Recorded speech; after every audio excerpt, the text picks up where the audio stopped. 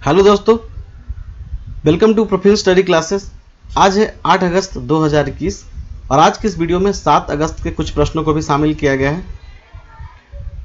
और इस वीडियो में जितने भी क्वेश्चन शामिल किए गए हैं उन सारे क्वेश्चंस को एक एक कर डिस्कस करेंगे, साथ में उससे रिलेटेड फैक्ट्स को भी डिस्कस करेंगे। इस वीडियो का पीडीएफ आप डिस्क्रिप्शन बॉक्स में दिए गए लिंक से जाकर डाउनलोड कर सकते हैं या टेलीग्राम ग्रुप से इस वीडियो का पीडीएफ डाउनलोड कर सकते हैं। टेलीग्राम ग्रुप का लिंक डिस्क्रिप्शन बॉक्स में दे दिया है। लिंक पे जाकर आप टेलीग्राम ग्रुप को ज्वाइन कर सकते हैं और उससे अन्य अपडेट्स को भी पा सकते हैं। तो चलिए इस वीडियो को शुरू करने से पहले आज का मोटिवेशनल कोट क्या है। तो दोस्तों, उम्मीद और विश्वास का छोटा सा बीज खुशियों के विशाल फलों से बेहतर और शक्तिशाली है, इसलिए हमें उम्मीद और विश्वास के दम पे मेहनत करते हुए आगे बढ़ते रहना चाहिए। तो चलिए शुरू करते हैं।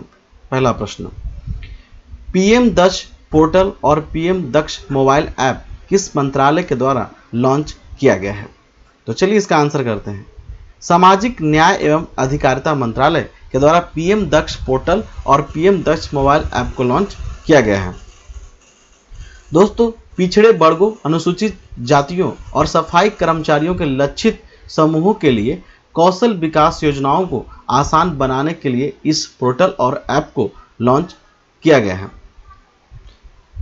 केंद्रीय सामाजिक न्याय और अधिकारिता मंत्री डॉक्टर वीरेंद्र कुमार ने इस पोर्टल एवं ऐप को लॉन्च किया है और पिछले कुछ महीनों में सामाजिक न्याय और अधिकारिता मंत्रालय के द्वारा स्माइल योजना तथा सेज प्रोग्राम को लॉन्च किया गया था। और हाल ही में national convention on digital based practices and north east को संबोधित जो है वो केंद्रीय सामाजिक न्याय और अधिकारिता मंत्री डॉक्टर वीरेंद्र कुमार ने की है। अन्य ऑप्शंस को देखते हैं।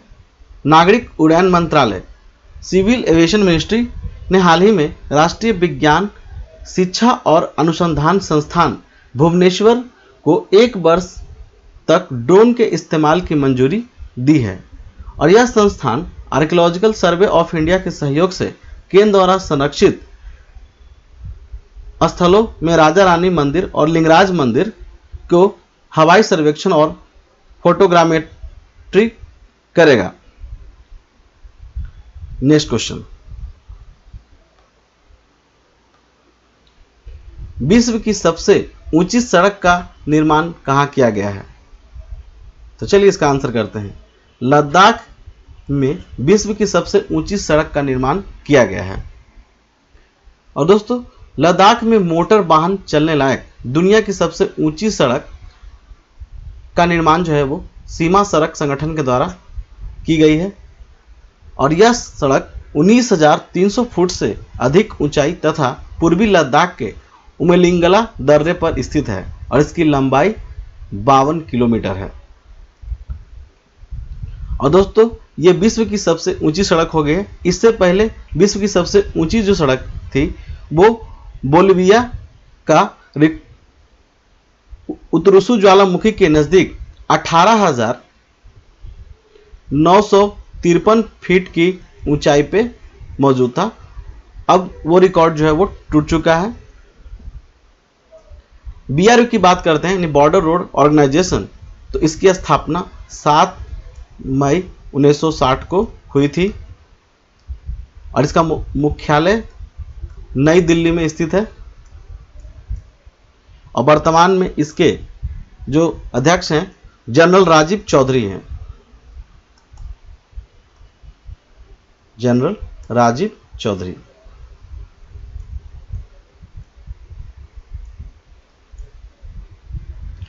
अब यहां पे बात आती है लद्दाख की। तो यह जो सड़क है वो पूर्वी लद्दाख के चुमार सेक्टर के महत्वपूर्ण शहरों को जोड़ेगी। और दोस्तों, लद्दाख से संबंधित कुछ अन्य फैक्ट्स को भी जानते हैं। तो लद्दाख के लेह में खारदुंगला पास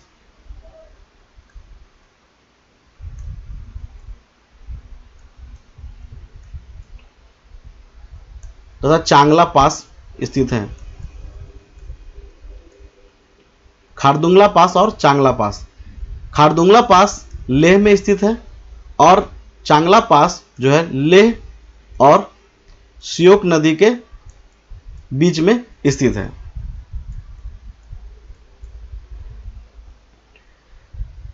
अब अन्य फैक्ट्स को भी जानते हैं।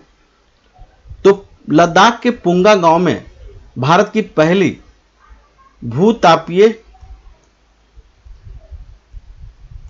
बिजली परियोजना स्थापित की जाएगी। लद्दाख में ही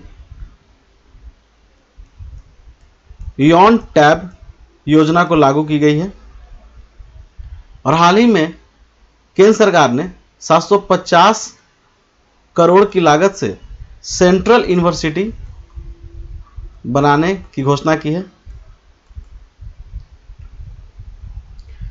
100% कोविड वैक्सीन की पहली खुराक को कवर करने वाला लद्दाख पहला केंद्र शासित बन गया है। नेक्स्ट क्वेश्चन, राष्ट्रीय हथकरघा दिवस कब मनाया जाता है? तो चलिए इसका आंसर करते हैं। 7 अगस्त। 7 अगस्त को राष्ट्रीय हथकरघा दिवस मनाया जाता है, यानी हैंडलूम दिवस।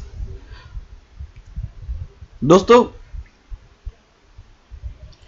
राष्ट्रीय हथकरघा दिवस को 2015 में प्रधानमंत्री मोदी के द्वारा शुरू की गई थी।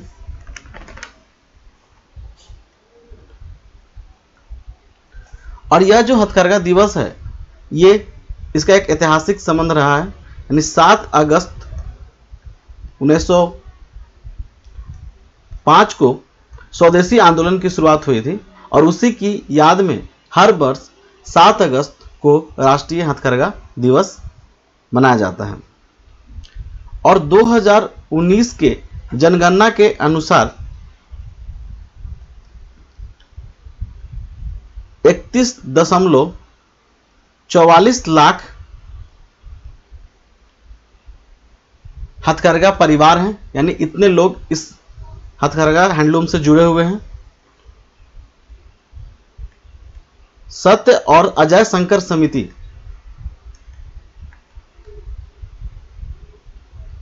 जो बनाई गई थी वो हथकरघा क्षेत्रों से संबंधित है। सत्य और अजय शंकर समिति। और हाल ही में केंद्र सरकार ने 3 हथकरघा क्षेत्र खोलने की घोषणा की है, जो कपड़ा मंत्रालय के द्वारा स्थापित किया जाएगा। हथकरघा शिल्प गांव। और ये कहाँ खोले जाएंगे? तो पहला वो है कोवलम में, कोवलम यानी ये केरल में है। दूसरा मोहपाड़ा, ये असम। और तीसरा जो है वो कनिहाम, ये जम्मू कश्मीर में। तो ये 3 शिल्प गांव जो है कपड़ा मंत्रालय के द्वारा स्थापित किया जाएगा। नेक्स्ट क्वेश्चन, भारतीय प्राणी सर्वेक्षण के नए निदेशक कौन हैं? तो चलिए इसका आंसर करते हैं। धृति बनर्जी जो है भारतीय प्राणी सर्वेक्षण के नए निदेशक बनाई गई हैं। और दोस्तों, ये 105 साल में पहली बार जो है किसी महिला को भारतीय प्राणी सर्वेक्षण के नया निदेशक बनाया गया है। और यह जो है वो 18वीं निदेशक होंगी भारतीय प्राणी सर्वेक्षण के। और भारतीय प्राणी सर्वेक्षण का मुख्यालय जो है वो कोलकाता में स्थित है और इसके 16 क्षेत्रीय कार्यालय हैं तथा 300 से अधिक वैज्ञानिक इसमें कार्य करते हैं। और भारतीय प्राणी सर्वेक्षण की स्थापना 1916 में हुई थी थॉमस नेल्सन के द्वारा। Thomas Nelson.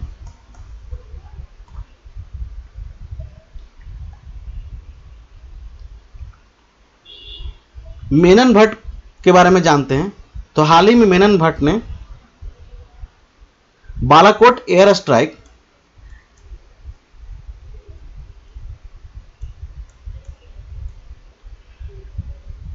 पे how India avenge from bars, यानी बालाकोट एयर स्ट्राइक पे how India avenge from bars नाम की एक पुस्तक लिखी है मेनन भट्ट ने। ठीक है, नेक्स्ट क्वेश्चन, भारत में भूकंप अलर्ट ऐप लॉन्च करने वाला पहला राज्य कौन है? तो चलिए इसका आंसर करते हैं, उत्तराखंड। उत्तराखंड में भारत में पहला भूकंप अलर्ट ऐप लॉन्च किया गया है।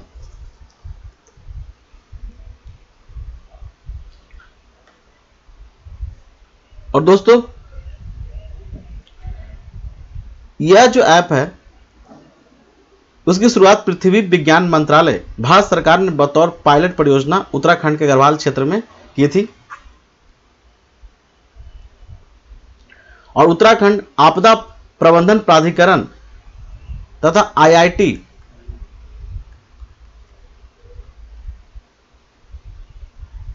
रुड़की के द्वारा इस ऐप को विकसित किया गया है। ठीक है,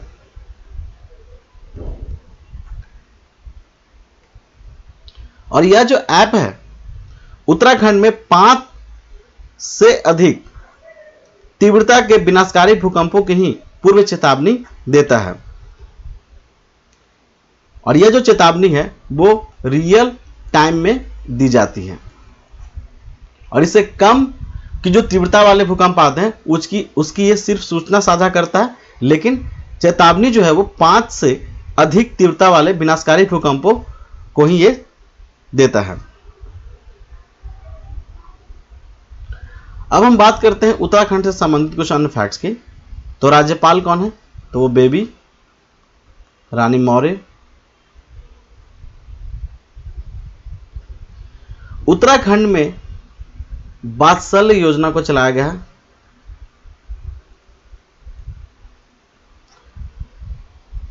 आर्कटिक संरक्षण केंद्र उत्तराखंड में ही खोला गया है। और कृषि उत्पादों की पहली खेप संयुक्त अरब अमीरात को जो है उत्तराखंड से ही भेजी गई है। और उत्तराखंड में कांग्रेस के नए अध्यक्ष जो है वो गणेश गोंदियाल को बनाया गया है।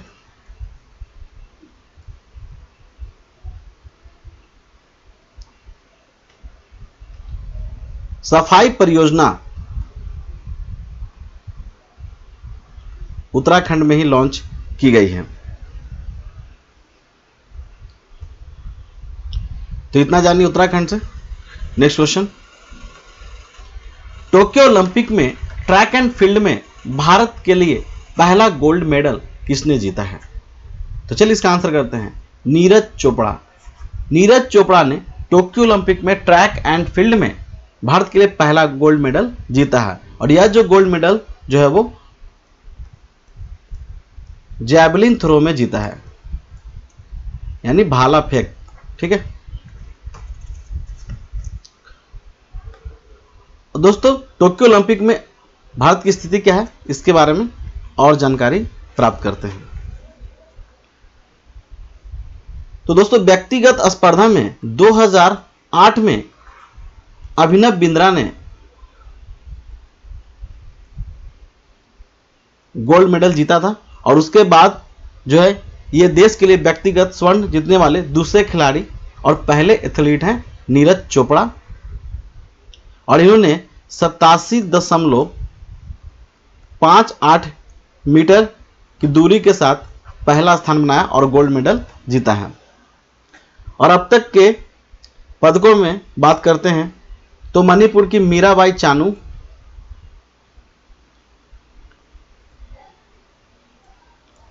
ने 49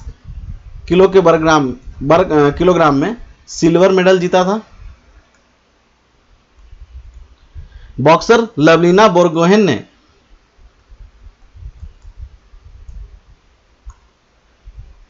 59 किलोग्राम में ब्रोंज मेडल जीता है। शटलर पीवी सिंधु ने ब्रॉन्ज मेडल जीता है।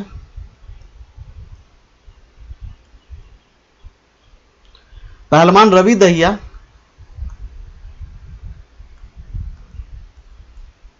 ने सिल्वर मेडल जीता है।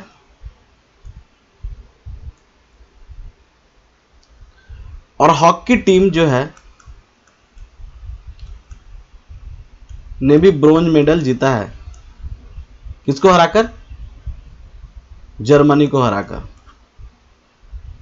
और पहलवान बजरंग पुनिया ने 65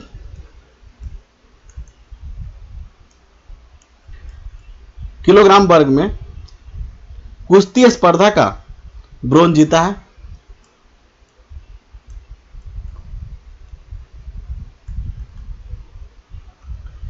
यानी 2 सिल्वर मेडल, 1 गोल्ड मेडल और बाकी जो है ब्रॉन्ज मेडल है। तो अब भारत के पास कुल 7 पदक हो गए हैं।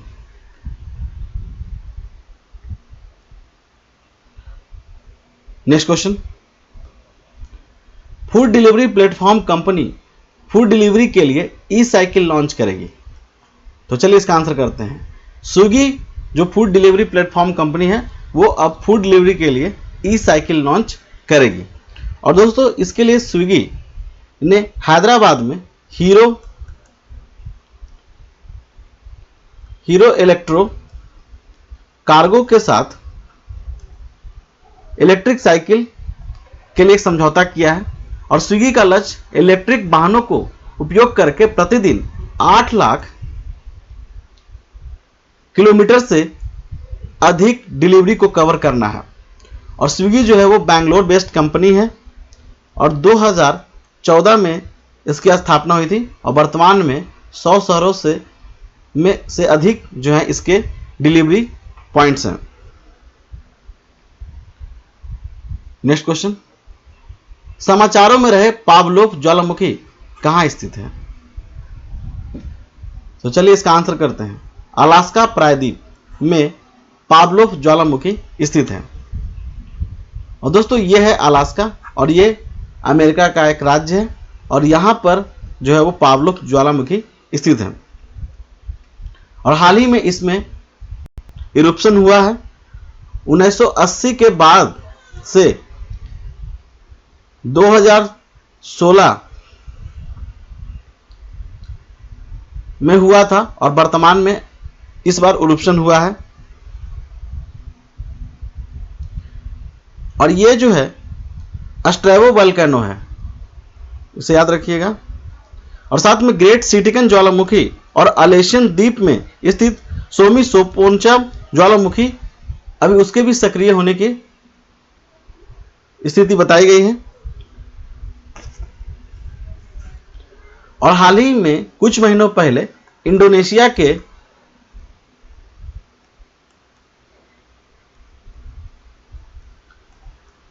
माउंट मेरापी और माउंट सिनेबाग इन दोनों ज्वालामुखी में से उद्गार हुए हैं। और इस बार ये अलास्का का पावलोव ज्वालामुखी जो है वो यूएसए का राज्य है अलास्का, वहां भी जो है इरुप्शन हुआ है, यानी यहां भी उद्गार हो रहे हैं। नेक्स्ट क्वेश्चन, हाल ही में पीएस बनर्जी का निधन हुआ है, वे क्या थे? तो चलिए इसका आंसर करते हैं। कार्टूनिस्ट, मूर्तिकार, लोक गायक। पीएस बनर्जी तो थे वो कार्टूनिस्ट, मूर्तिकार और लोक गायक थे और जिनका हाल ही में निधन हुआ है, तो इसे याद रखिएगा। तो दोस्तों ये था आज का करंट अफेयर्स का वीडियो। अगर आपको वीडियो अच्छी लगी हो तो इसे लाइक, चैनल को सब्सक्राइब और दोस्तों के साथ शेयर करना बिल्कुल ना भूलें। धन्यवाद।